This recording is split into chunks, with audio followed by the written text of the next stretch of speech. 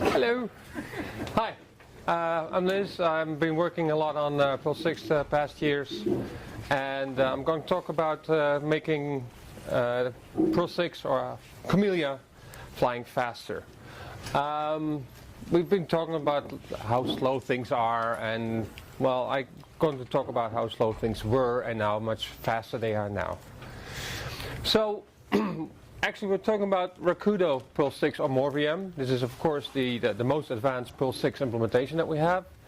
And we have, since Christmas, we have had over 8,800 commits, which is basically about 1,000 for more VM, about 1,300 for NQP, about 3,300 for Rakudo, and for the documentation, also about 3,200. So that's about 22 every day, single days since Christmas. I think that's quite a lot of work. So it's almost one every hour. We're working for the hour, but yeah. So get more people in Perl 6 involved and write documentation. If you find a problem with documentation, it's a good way to start. So Rakudo Perl 6 basically depends on a number of building blocks.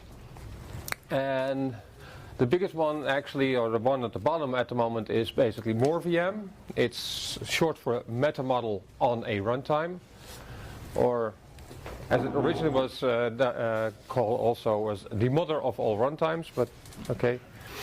It's a dedicated virtual machine for running Perl 6. So although Parrot, the original virtual machine for Perl 6 was more intended to be a generic virtual machine, MoreVM is dedicated to Perl 6. Having said that, Perl 6 is just a language implemented using MoreVM and NQP. So if you feel like doing your own language on that level, please go ahead. If possible, we will help you. But you're mostly on your own, but there you go, you might want to do that. It has a monthly release cycle, and if you want to see about what it all does and all the releases, that's where you need to go.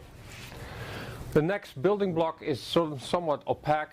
It's called NQP. It's not quite Perl. And it's basically, you could say, the assembly language of Rakudo Perl 6. It is written in NQP. It's self-hosting, which is, I think, quite a feat in itself. But the nice thing about it is that MoreVM is like one backend for NQP.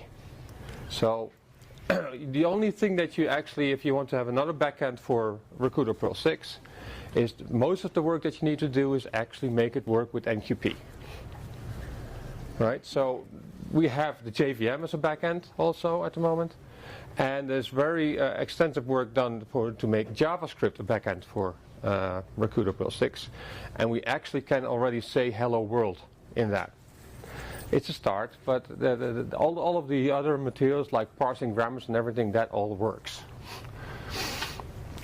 So you can use your own, write your programming language in this. We've done this with Perl 6. It also has a monthly release cycle. It actually does not have a website of its own. It's just something that lives in a repo. But yeah, there you go. And it's basically the same for all backends. So basically you need to target NQP if you want to write your own backend. Some people are saying, I want to have an LLVM backend. Well, please go ahead and target NQP. There you go. Rakudo is actually written in NQP and Perl 6. And a tiny bit of C, but you don't really want to know about that. It's for very hot code paths that we actually done that. And it's basically, I think, about 20 lines of C code, so it's not a lot. The bootstrap is written in NQP.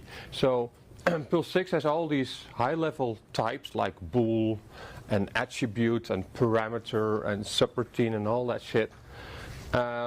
These need to be created, and actually these need to be bootstrapped before you can actually write a grammar that actually parses your Perl 6 code. So that part is written in NQP. It's not nice because nothing really exists. It is really a bootstrap, but it works. And on top of that we have the core settings, which is basically giving you all of the even higher level stuff like sets and bags and all sorts of handy subroutines like map and grep and stuff like that. They're all implemented in Perl 6. And it's part of the settings. And this also has a monthly release cycle. And of course this is all the same for all backends. Almost. Sometimes the JVM does things slightly differently, so we have some conditional Perl 6 code somewhere in the core settings. So this is for the JVM and this is for everything else, or vice versa. But there used to be a lot more of that. And it used to be way worse when we also had Parrot as a backend. So most of that is gone now, so we don't have to worry about that so much anymore. So what did we do in 2016? Well, we really worked on making 6.c, which is the version of Perl 6 that was released at Christmas, hence the C. Make it faster. And basically make it faster without any incompatible changes to the language, and also make them more reliable and more stable. But mostly make things faster. Yes. So how are we going to make things faster? I'll get back to that later. What are we going to do in 2017? We're actually going to work towards 6D. And this is like, I forget what the D stands for. Divalu? Something. D, it's some kind of Indian fest or something. Yeah, Diwali. Okay, Diwali. Okay, there you go. But we're still going to be talking mostly about making things faster. We're actually going to add new features that you actually have to opt in by saying use v6d. And before we have a v6d, we actually have a v6d preview. But you actually can mix pre-compiled files from 6C and 6D without any problems, because each compilation unit has its own level, and you can actually call codes from different levels. So the version of the language is basically depending on the compilation unit, and the pre-comp doesn't depend on that. So what are the strategies that we have for making things faster? We actually have 7 strategies, not 6. We have static optimizations, we have pre-compilation, we have specialization. This is not a spelling error. We have jitting. We have doing less for the same result. We have better algorithms, and we have manual optimizations.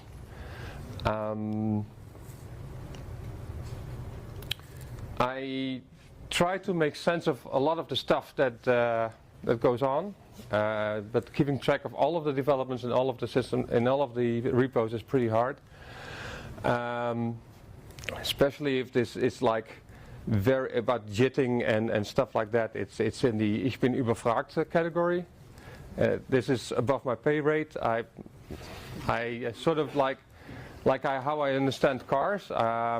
I know there's either an electrical or an internal combustion engine in it, and it does stuff, and okay. So all errors and misinformation are completely my fault, but if you really have questions in that area, you should basically go on the IRC channel on Freenode, Perl 6 channel, or the MoreVM channel if you're really into the MoreVM stuff, and ask a question there. And there will be people that can answer you.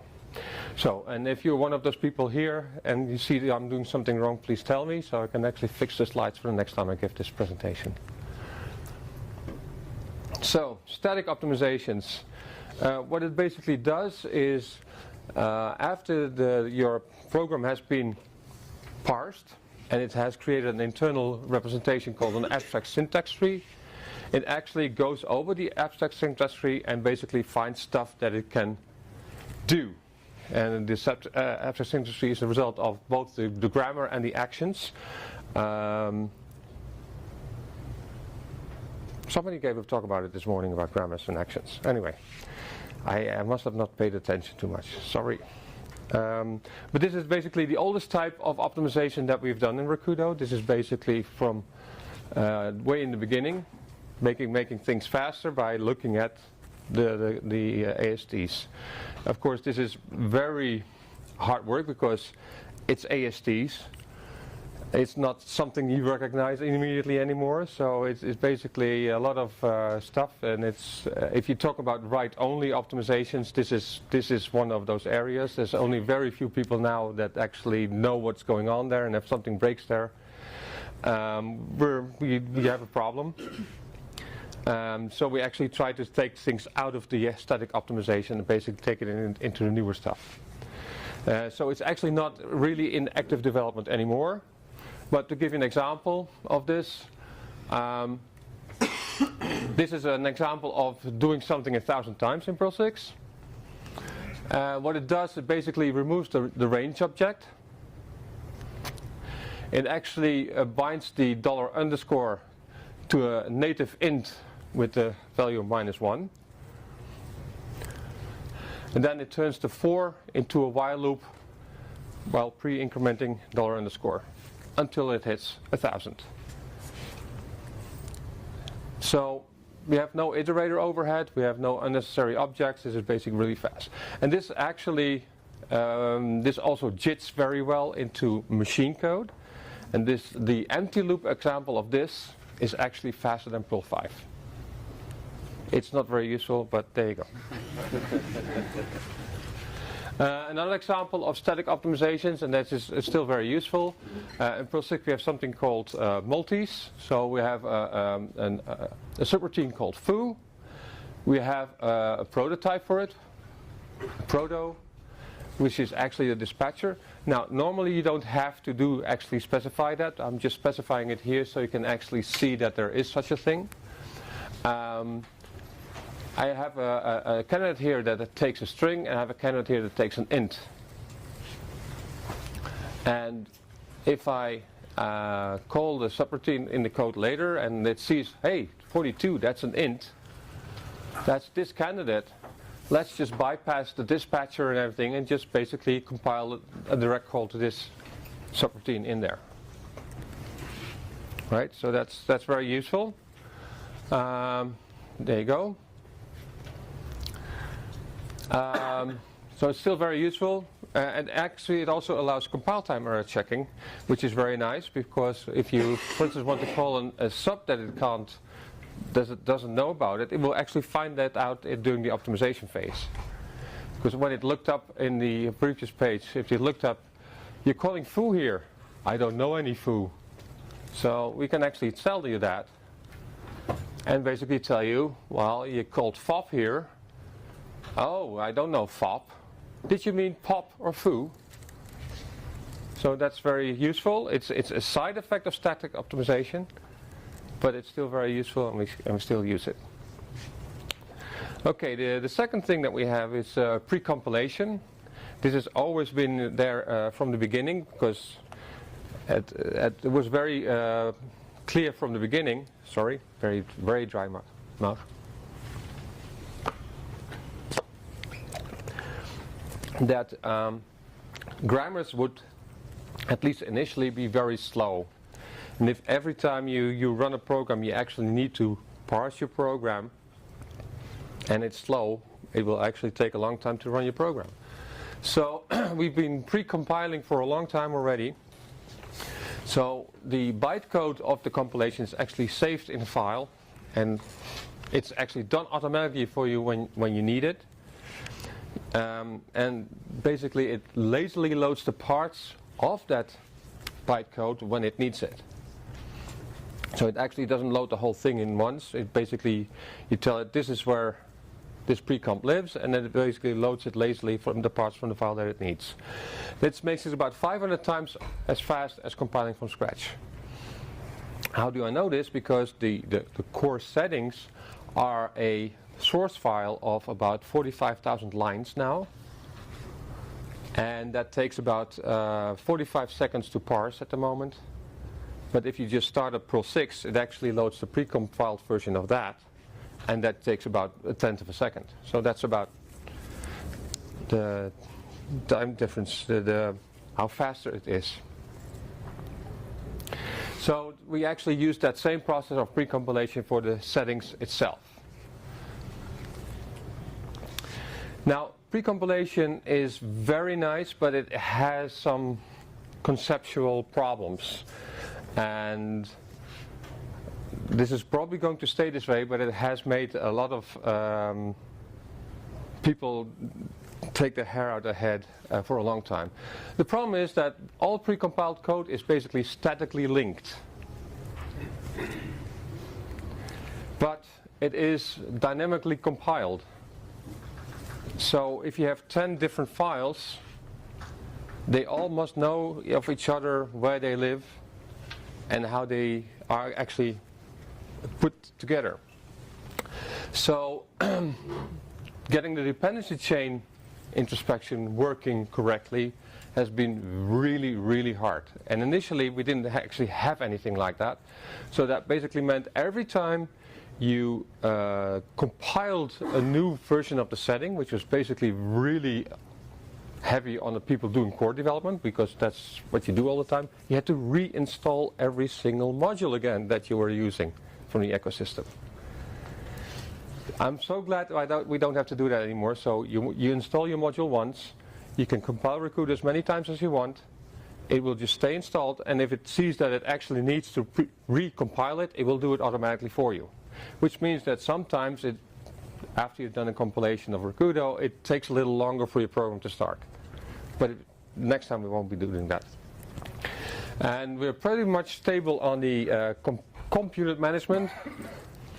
And before, I guess that's one of the small incompatible changes that we had before this last Christmas, was that we really realized that although we always said that loading modules is completely lexical, it wasn't lexical enough.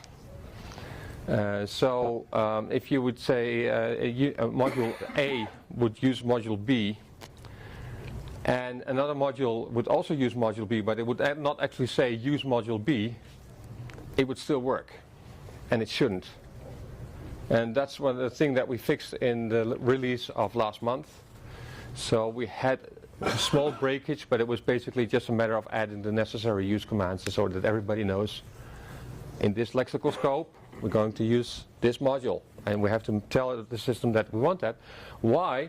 Because it could be a different version than the one that we're using over there, and they should be able to be installed at the same time and loaded at the same time as well. The next thing is, and there I'm getting into the above my pay rate parts, so I'm sort of paraphrasing the documentation here. It's a part of MoreVM since April 2014. If you really want to get into that, this is a very nice blog post that Jonathan wrote about it way back when, and it's still up to date, apart from the things that basically said, well, we will be doing this in the future, and then some of them have already been done. It basically at runtime collects information about the bytecode, and basically allows the bytecode optimizations when you actually need them. So it will actually follow what your program is doing and figure out, like, oh, you've been doing this 100 times, maybe I can do this faster, right? Which every now and then gives very strange bug reports like, I have this program and I've run this loop for 157 times. It's okay. 158 times it goes boom. Huh? This is a bug in specialization. We've had a few, most of them are fixed as far as we know, so we haven't had one of those in, I think, at least 6 months now. So specialization. It builds a representation of bytecodes per frame. So basically every block, every subroutine, every frame. It produces a set of guards for a given specialization. So it checks, is this true, is that true, is that true? Then if those all are true, then I can possibly do this. It creates usage counts for dead code elimination. So if I'm using this a lot, but not that, maybe I can throw it away. It actually applies the applicable optimizations. There are not so many at this point, but there are a few, and they are very useful. And then produce optimized bytecode and run that instead. That's great, but wasn't Perl like a dynamic language? Yes, Perl is a dynamic language. So at any point in time, you can actually create a new role or a new class that inherits or plugs itself in somewhere, and then all of the optimizations basically, well, we don't know about it at the moment. Are they still correct? We don't know. So at every point in time, we should be able to revert every code that we actually optimized to what it was before. This is also pretty tricky, but I think we actually, in the past year, we got most of those problems fixed, and so far so good. Then we have a just-in-time compilation. It basically takes the information from specialization, from SPEC, and turns that optimized bytecode into machine code. Right? And then, if possible, if it's like a frame that gets called all the time, it figures out, okay, well, maybe I can just basically replace the call to the subroutine and just insert the code here, and don't worry about all that calling and all that frame shuffling around. So let's do that. But it should still allow for de-optimization.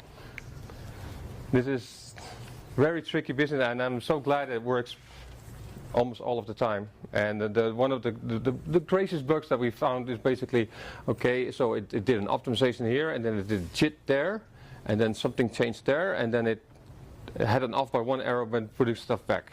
Yeah, stuff like that. The JIT engine itself this is basically the version that we have right now is basically a prototype. There's one guy, and he's basically gave a talk here last year, and since then he's actually been studying, and since after that he started working for a big company in Amsterdam, so we haven't seen much of him lately. Yes, but the second generation of this is still under development. He still commits every now and then, so it's not completely stalled, but we all wish that he had some more time. Hi Bart. Doing this a little further. This is a little nudge. Don't worry about it. Then sometimes we can actually do less for the same result. For instance, one of the problems that we had initially was the whole dependency chain management for pre-comps, and we start out basically saying, well, you change something, everything needs to be pre-compiled again. And we've gotten smarter, like, okay, as long as it's the same git hashtag of the core settings, we don't have to do it again. Now we're actually to the point when, okay, we found other ways of figuring out whether we need it or not. So we can actually be pretty smart about that. Another one was actually the sort algorithm that was used, basically uses indexes and basically copied everything first before doing a sort, and then copied everything back. That was one that made sort quite a lot faster. Then another one is don't attempt to sort 0 and 1 element lists. There's no point setting up stuff when you already know that it's already sorted. And basically try to use natives, but prevent boxing and unboxing from natives to high-level objects and low levels. And sometimes you can actually get a better result if you do less. This is one commit that I have found the past year. This was a method for making sure that a piece of code is the only one between all threads that actually runs at this particular point in time. And it just basically would lock itself, then run the code, save the result, then actually create a leave block to unlock itself, and then return the result. Now, one of the features of a leave block is that it actually gets automatically run at the end when you leave that block.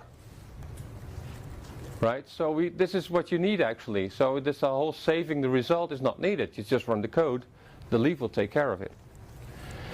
So, and in the case you don't know, leave is what we call a phaser. And basically you specify code there that will run whenever a certain condition is met. In this case, leaving this block. set on stun? Sorry? Set on stun. Well, yeah, if you want, yeah. The other thing is, of course, making better algorithms. I mean, a lot of the core settings were made under high stress, especially the second part of 2015. There was quite some stress. So the thing was, first make it work, then make it faster. So one of the things that were a lot in the core were a lot of gather-take solutions. And gather-take is really nice if you basically have disconnected a gather loop and you have subroutines doing takes, and it's very nice because it's all continuation based. But if it's just basically a loop, why are we doing this?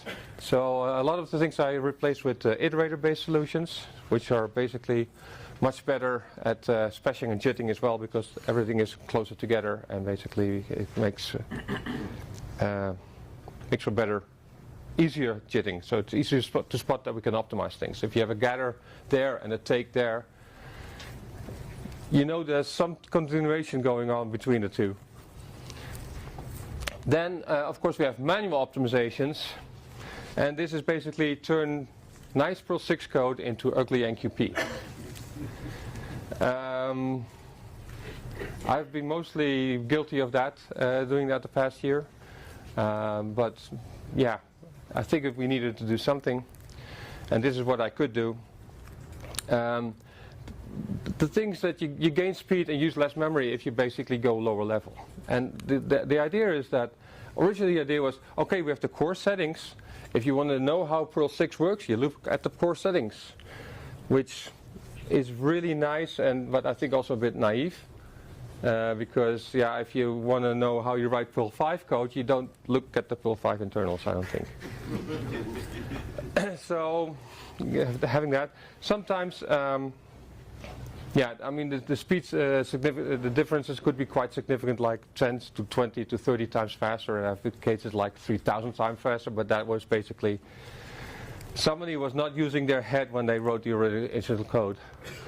But you're using lower level constructs, like this is a very simple example. I have a class that actually has a native int attribute, and it has a method that returns that attribute as a boolean. Now this is perfectly nice Perl 6 code. The question mark means booleanize the value. What it would do, it would actually first upgrade this native int to a high level int, and then call the .bool on it, and then basically return that result. And what I did was basically, there's an NQP op called p6bool, which basically takes a native value and turns that into a Perl 6 boolean. This made it like 3 times as fast. It's a very simple case, and yeah, the readability is sort of acceptable still. There are cases when 3 lines of Perl 6 code were replaced by 80 lines of NQP, but it was like 20 times faster, so people loved it. So there you go. So what do we see in speed gain? The spec test is something that we have to find out how good our system is, if we broke something. And in May 2016, it's where I actually started keeping track of that. We did about 1,100 files, about 52,000 tests, and it took 254 wall clock seconds on my machine. Now in February, we have slightly more tests. It took, the records that I've seen is 166. So this means that it's about 1.5 times faster for 1.1 time more tests. I must admit I cheated a little bit, because between here and there I got a new MacBook Pro. But as you know, the new MacBook Pros of Apple, they're not much faster than the old ones. So this is maybe 10% faster than it was originally, but not more than that. And the thing is that the spec test usually consists of pieces of code that are run once. Does this work? It's not like a lot of loops of stuff. No, it's does this work? So these are mostly benefits, this time difference is mostly from actually things that happened in more VM on that level. Because if I make a single thingy 5 times faster, it's usually just a little thingy somewhere that happens to be used a lot in a lot of code, but it doesn't really help. So and also the code doesn't run long enough for SPES and JIT to kick in. If you have one piece of code that you run once, you keep counting. So if you do this 100 times, oh, it didn't get there. So this is just very general. Now, Marijn Brandt, aka Tux, at one point we had a disagreement that he said, I'm going to never write Perl 6 because I hate the syntax and there's certain things that I don't like about it. Some of them got fixed.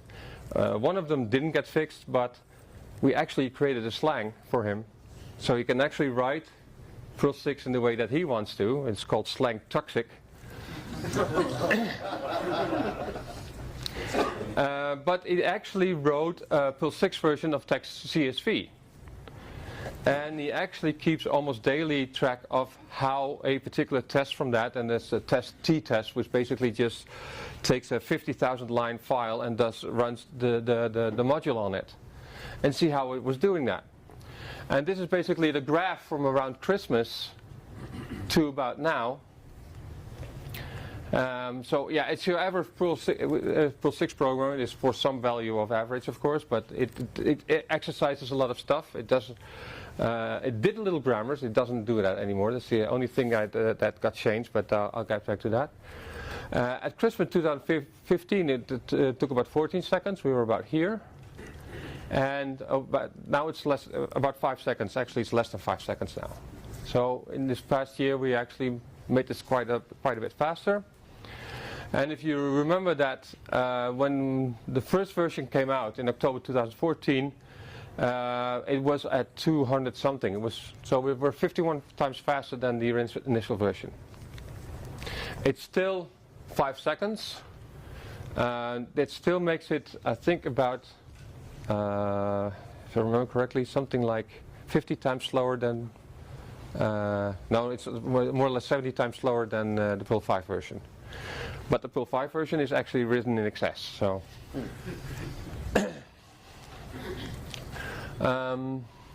so there's one major change that we did to the code in text CSV itself, and that's basically the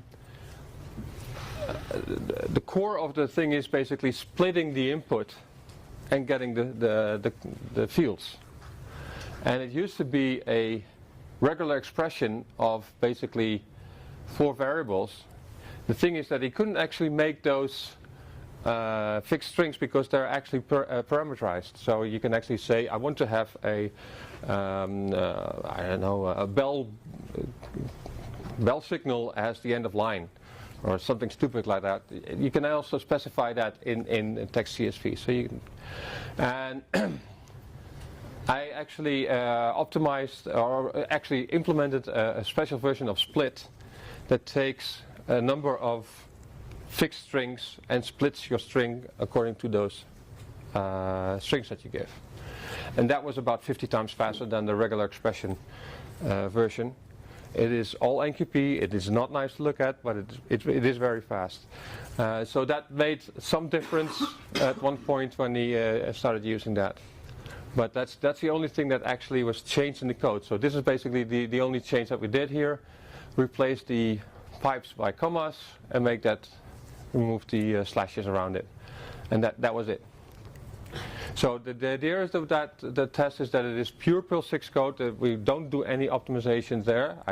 Sometimes my fingers are really itching getting the NQP in there and making it like at least 20 times faster, but no, we decided not going to touch that. It's pure Perl 6 code like somebody would make it. Now, of course, we have many anecdotal reports. A lot of them are on the Perl 6 Facebook group. There's actually a Perl 6 Facebook group, in case you didn't know. And if you made Perl 6 code in the past, when was the last time that you tried it? Try it again and see how fast it goes now. And it's probably going to be a lot faster now. So, as I said, 2017, we're going to work on 6D. We're going to actually get the JIT merged. We're going to actually, Larry started working on making grammar parsing faster, which is, I think, a very good sign. He's back again, so he's been, I think he's been writing a book or something, but he's been, like the past 2 weeks, he's been back on the channel again and doing stuff, so that's good. That's a good sign in many ways. And I'll probably be making more manual optimizations, so there you go. This is how we're making Camelia fly faster. Questions? Good. Sorry? Oh. This is actually JJ Marillo's thing. I speeded up something, and he actually this is a Unicode symbol for some reason. And since we are doing a lot with emojis and Unicode lately in Perl 6, and people love us for it, I understand. I thought it was getting Camelia up to 100 is basically the idea behind that. Eric. Since Not Quite Perl is written in itself, it's self-hosting, what is the long-term vision on bootstrapping from source? The long-term vision is that we should be able to write Perl 6 completely in Perl 6 eventually. But we have other things before we can do that. I mean, changing things to NQP is a bad idea. Well, yes, I agree. Yes, and I'm looking really forward to actually ripping out all the NQP that I wrote the past year and make them Perl 6 again. I would love to do that. I have no emotional bonding with this code. It's ugly. It makes things work, but it's ugly. Is